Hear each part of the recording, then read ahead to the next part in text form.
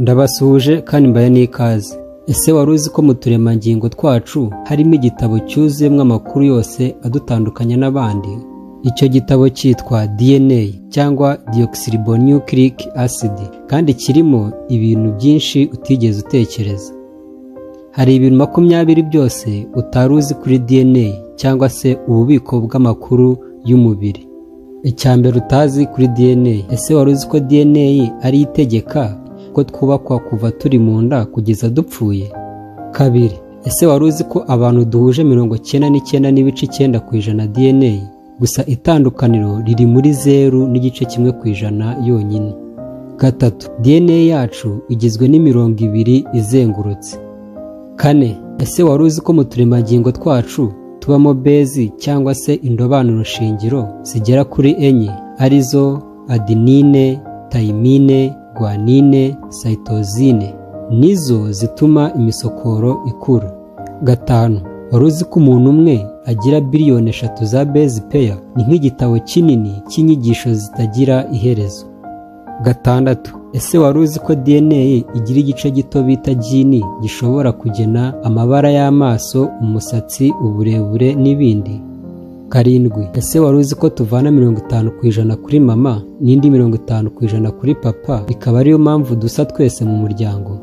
Ese wari uzi ko identity twin cyangwa se impanga aribo bonyine bafite DNA isa buri kimwe? 9, wari uzi ko nta wundi muntu ufite DNA nk'iyawe ku isi, uri unique cyangwa se urihariye?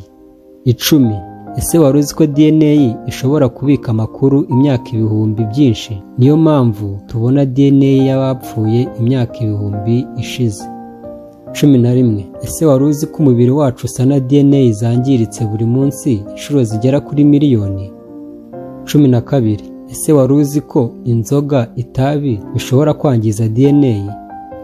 13, ese wari uzi ko DNA yo muri mitochondria iva kuri mama gusa ikadufasha kumenya inkomoko y'ababyeyi?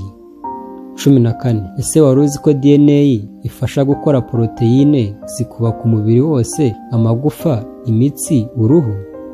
15, ese wari uzi ko DNA yifashishwa muri chromosomes 46, 23 kuri mama na 23 kuri papa? 16, ese wari uzi ko umukobwa avukana XX, umuhungu akavukana XY? Ibyo byose biri muri DNA. 18, mutation ishobora kubaho ntigire ikibazo, ariko zimwe nizo zishobora gutera indwara. 19, ese wari uzi ko DNA ikoreshwa mu by'ubugenzacyaha forensic, ishobora kwerekana n'uwakoze ku kintu? 20, wari uzi ko uyu munsi ikoranabuhanga rishobora gusoma DNA mu masaha? Ese wari uzi ko DNA ifitanye isano n'uko dutekereza, uko duseka, uko tugenda ndetse n'uko dukunda? Iyo wamaze kumenya DNA, uba wamenye igihugu cyose cy'ubuzima kiri muri wowe.